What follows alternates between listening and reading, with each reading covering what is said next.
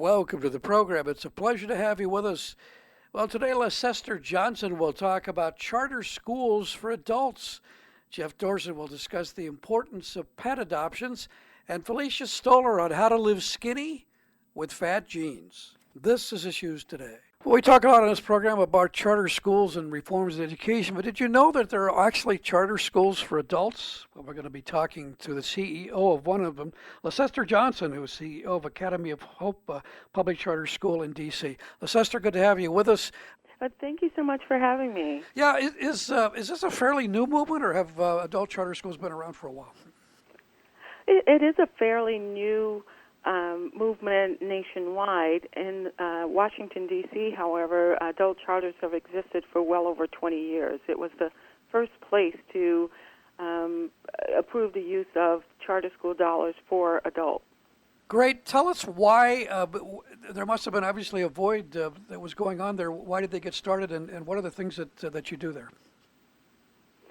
So we are an adult ed school, so we work with adults 18 and older who are returning to school to get their high school diploma or improve their academic skills. And we've been around for about 33 years and made the decision to transition to an adult public charter school in 2014. And part of the reason we decided to do that because the national funding and some of the local funding that's specifically geared towards adult learners was not enough for us to really start to do the work that we needed to do for individuals experiencing low literacy. So in other words, go ahead. Mm-hmm. Yeah, and so becoming an adult charter school really helped us to get the resources that we need to provide all of the workforce, adult ed, and wraparound services. Right, and so you have a full slate of, I'm sure, literacy courses, GED, that type of thing that goes on. Yes, so we help adults to prepare and take and pass the GED exam.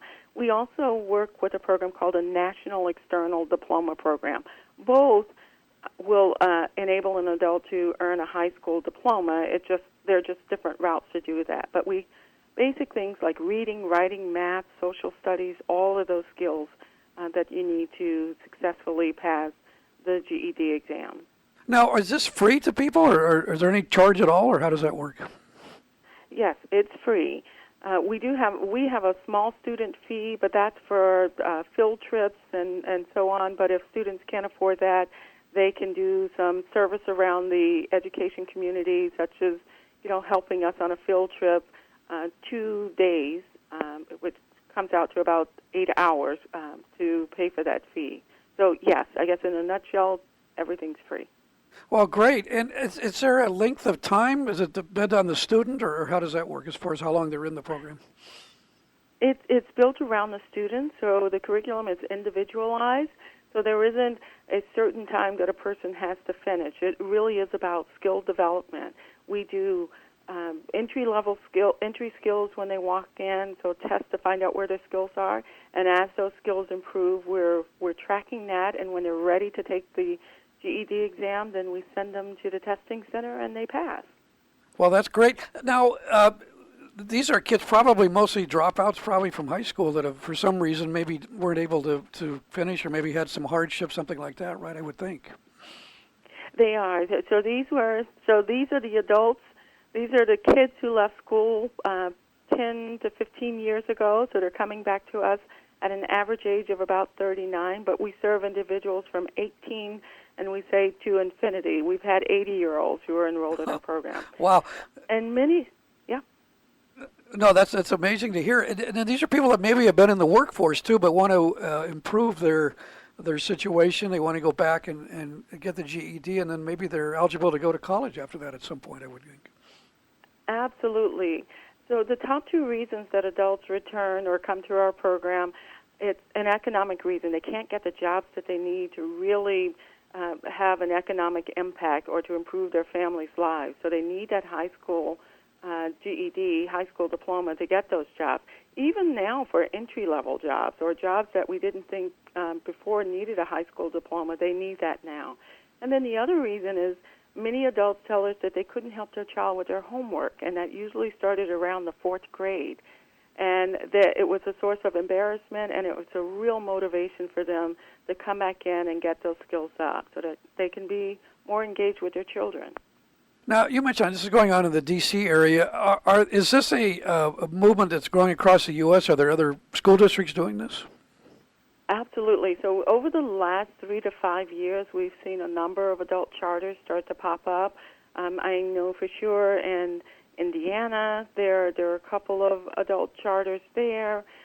Memphis opened one, Austin, Texas, and California has a few. It really is a place that we're starting to look as a way to really get the kind of resources we need to help adults with low literacy get the services they need. Yeah, I would think, too, that probably students that English is their second language would be prime candidates for this, would they not?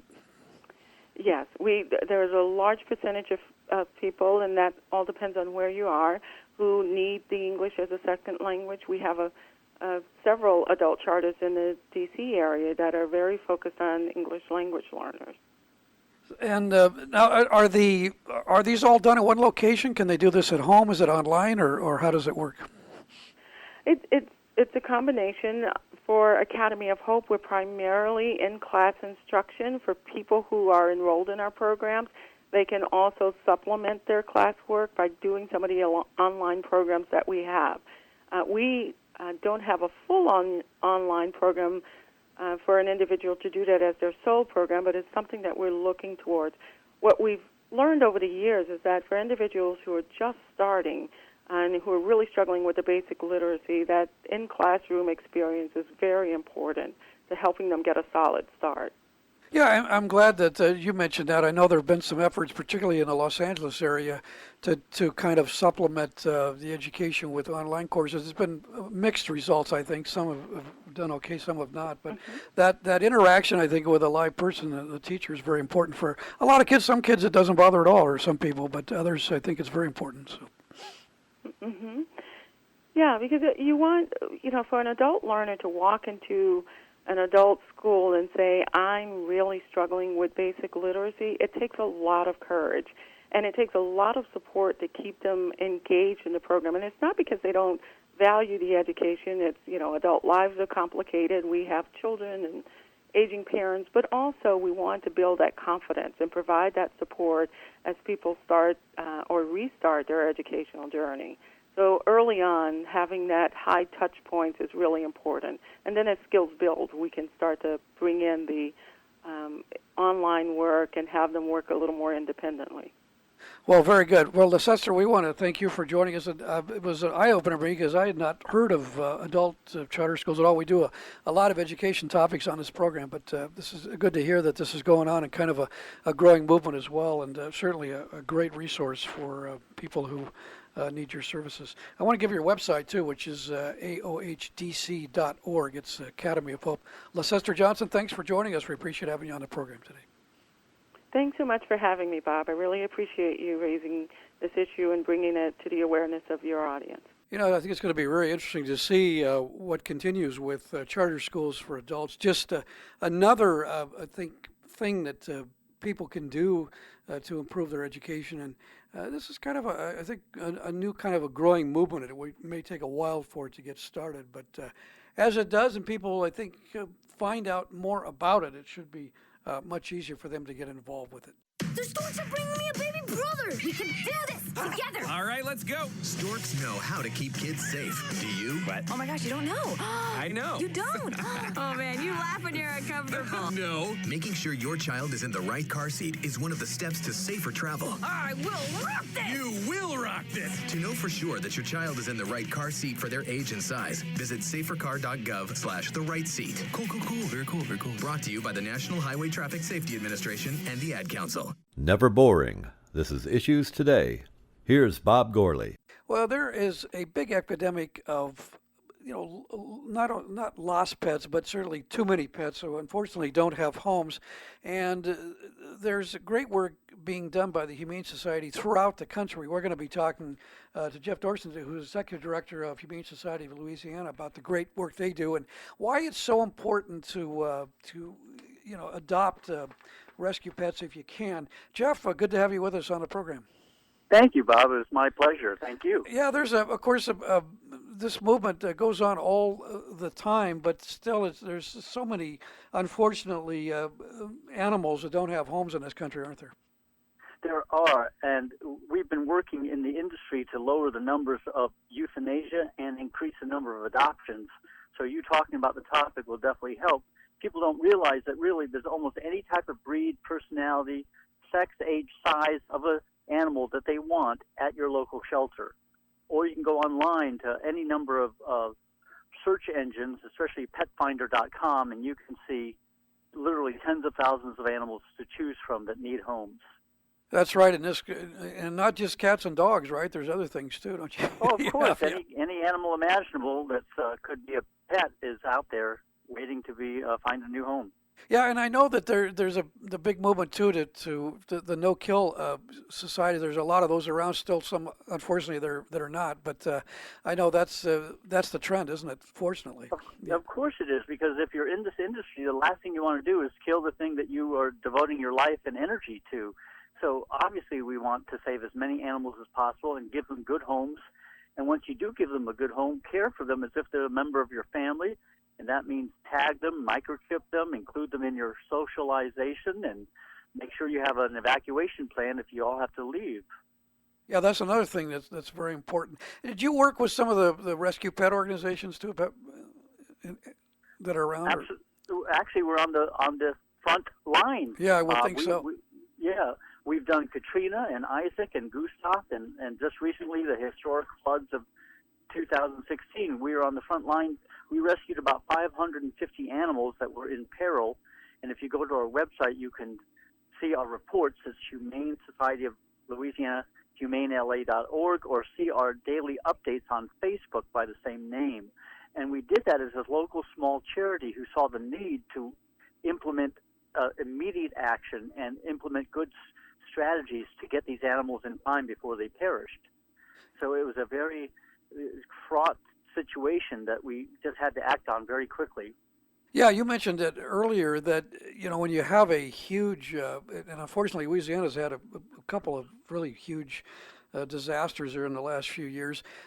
Sometimes the pets, particularly if the people are not home when this strikes, the pets are just there and they get lost, or they get in serious peril, and all of a sudden you have, these pets wandering, and you're trying to find them, get them the owner back if you can, but you can't always do that, unfortunately. So.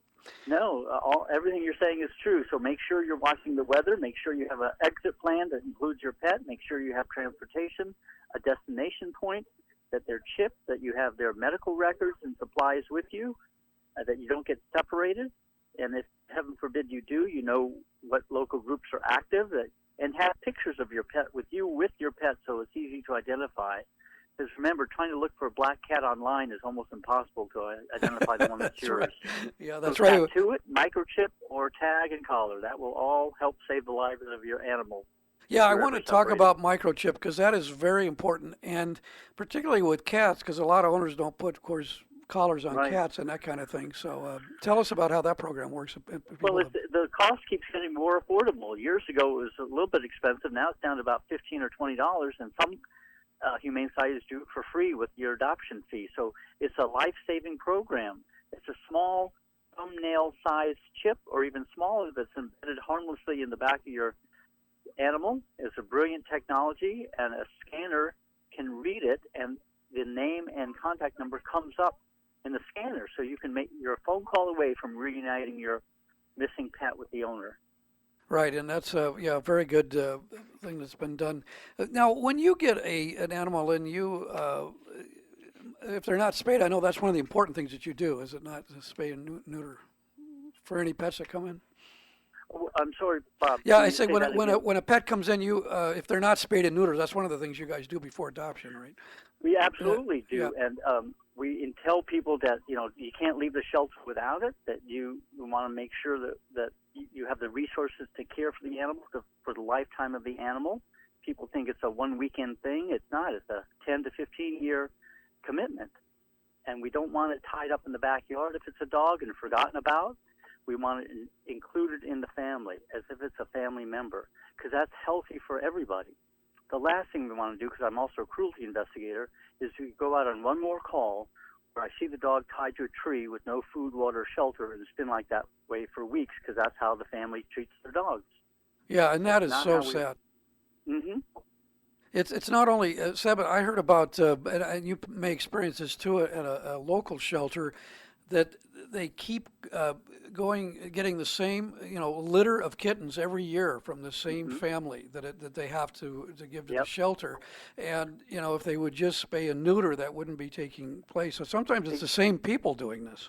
Yep. We track that from zip codes, and sure enough, the same neighborhoods kind of do the same things over and over. So it's sometimes a cultural and educational thing. We have to knock on doors and talk to the whole family. Sometimes there's resistance to spay neutering their animal for whatever reasons, and we have to overcome those barriers. So it takes a burden off the shelters, our time and expenses of dealing with their litters. Yeah, absolutely. And now, how does Humane Society? I know you have adoption fees, but you get other grants and that kind of thing? Because we mainly rely, Bob, on private donations. That's why it's so important that we tell people that we have to have their $5 to $15 or more dollars coming in, even on a recurring basis, a monthly basis. So please, again, if you want to support this kind of life-saving work, investigations, adoptions, transports, investigations, disaster relief, go to our website, humanela.org, and donate. Right, that's a very good idea. Well, Jeff, we want to thank you for talking to us. This is again one of those things that we have to keep mentioning because, unfortunately, the population of unwanted pets is still very, very large, and you have feral cats in some communities that are there and all of these things. So it's always good to keep talking to people about it, and they can certainly look at their individual humane society as well in their area, because I think just about every place has one, don't they? Yep, pretty much. If not, they need one. So thanks for That's right. for making this an important topic in today's discussion. It's right on target. Well, great. Jeff Darson, thanks for being with us. We appreciate having you on today. Sure. Boy, if you've ever adopted a pet rescue pet, for the most part, they are so happy to have a home. And not only that, depending upon which rescue organization you use, even if you're getting it from a Humane Society or another one, no matter what you use, they are usually, so nicely cared for and not adopted till they're ready to be adopted. So that makes them even, I think, a better pet as far as that goes. But it's, and particularly too, with some of the puppy mills and things that are being phased out, this is a great way to get a pet. And they're all ready to go, and you'll have years of fun and love with them. I'm Paul George of the Indiana Pacers. When I was 6, my days were spent playing basketball. When I was 6, my dream was to make it to the NBA. When I was 6, my mom had a stroke. So I want you to learn to spot a stroke fast. F-A-S-T. F, face drooping. A, arm weakness. S, speech difficulty. T, time to call 911. I'm Paul George. Spot a stroke fast. Visit strokeassociation.org. Brought to you by the American Stroke Association and the Ad Council. Great guests, stimulating talk. Issues today. Here is Bob Gourley. Well, there are those who have a lifetime of trying to lose weight, and there have been a lot of theories over the years about just, are there people that are going to permanently that way because of genes or whatever? Well, we're going to be talking to Felicia Stoller about that today, who wrote a book a few years ago called Living Skinny with Fat Genes, and we're going to find out what people can do about it if that's the case. Felicia, good to have you with us on the program. My pleasure. Thanks for having me. Yeah, these are people that maybe they're overweight from being very young, right? They start at childhood, and it just continues throughout their life, doesn't it? Yeah, well, and the other thing is it's what becomes your habit, right? We're conditioned to eat. The question is whether it's nature or nurture, and I guess it really depends on your family upbringing and what you learned from your parents in terms of your relationship with food and maybe what your portion sizes are and the types of foods that you eat. And there's no doubt that portion sizes have gotten bigger. I remember eating, the McDonald's hamburger when I was a kid. It was a very small, a little bag of fries and a little teeny Coke. And now we have, these huge double sizes, that kind of thing too. So that's certainly one of the things that's changed, I think. Oh, yeah, for sure. Plus I think our plates have gotten larger. Right. Yes. Yeah. Yeah. Good point. Well, so what do you? So people have to be aware of that. So are you saying it isn't necessarily genes? It's just sometimes it's social background, that kind of thing too. Or? Well, I think some of it's how you've become conditioned, in terms of your relationship with food. What are some habits that people have? Are you the kind of person who walks into your house and the first thing you do is you beeline to the refrigerator and you open up open it up and see what's there? Or are you the kind of person that if you're at someone's home and there's candy on a counter, do you eat that? Do you not eat that? Those types of, conditioning. I know in my family, we always plate our food and eat what's on our plates, whereas, I know in my husband's family, they like to eat everything that's on the serving trays until it's all gone. So that's not about eating for portions. That's about finishing everything in sight. So, well, and sometimes that gets back to when you're kids and the mother tells you to clean your plate, that kind of thing too. Right. Well, because those of us who, come from family members who lived during the time of the Depression, when food was scarce, we were often reminded that, we need to clean your plate because, access to food was a challenge for a lot of families. And, in the United States, our cost of food is actually proportionately less than in other places in the world where food might cost a little bit more. So people are, in the U.S., maybe they are overeating versus in other countries. Well, and the type of food, too, I guess you eat. Right. Is very So, important, isn't it? the type of food that you eat can be very important. You want to have, balance out your carbohydrates, your protein, and your fats, right? I always say you should eat foods closer to the way they're found in nature, but there are some people that, for lots of reasons, just overeat, and, they overeat everything. So right. We know from the new dietary guidelines and from the My Plate that you want about 3/4 of your plate to come from plant-based foods and about 1/4 of your plate coming from animal-sourced foods. But in America, we like everything large and bigger, and most people aren't overdosing on or over-consuming fruits and vegetables or over-consuming those starchy carbohydrates, which everybody loves. And the good news is that there are ways to enjoy your carbohydrates, and specifically your starchy carbohydrates, without them completely being absorbed in your body by taking a carb blocker, like an ingredient called phase 2, which is a carb controller, which research shows and studies have shown that if you consume or you take the supplement prior to a meal, that you can block almost 65% of the carbohydrates in that meal. Yeah, and that's like a kidney bean extract, is it not? Yeah, it's white bean extract. White bean, yeah. Mm-hmm. White bean, right? It's a bean. So right. That's very exciting. So it's coming from a plant. So again, coming from good old Mother Nature. And it really basically helps to prevent the carbohydrates from being broken down and absorbed properly in the body. So again, they're just going to bypass and go right out. Right, and that's a non-prescription. You can buy that in any really yes, that's over the counter. store. I believe it can be found in GNC and Vitamin Shop. And the ingredient is called Phase 2 Carb Controller, and it's found in various different brands. And I believe that you can find information about that online as well. Oh, right, yeah, and there's different brands too. It's not just one. It's not. That's right, not it's just the ingredient brand name. That's found in that's found in other branded products. Right. Oh, what are some other things now? You might talk about keeping the snacks out there, that kind of thing. Snacking is really not good for you, is it? Between meals, that kind of thing. Well, I like snacking in the sense that snacks can be made up of what we call, like nutrients of need that you should be having throughout the day. So I don't like to always think about snacks as cakes and cookies and ice cream. I think about it as fruit and nuts and, maybe a piece of cheese or dairy or yogurt throughout, and having those types of things. You can have veggies, you can have whole grain crackers, possibly having something like a meat snack, jerky and other sort of meat snacks are very popular right now. These like meat strips. Oh, right. Yes. Yeah. Right. Yeah. So like in the last year and a half, we've seen the meat snack category grow exponentially. But it's fun and it's protein and it makes you feel full. So I think, again, when we think about snacks, it's do you need a snack? If you are going to have a snack, what is it? And again, staying away from things like candy and junk food. And if you're going to have a snack, make it be something that's significant and important that you need to eat throughout the day. Like fruit or vegetables, something like that.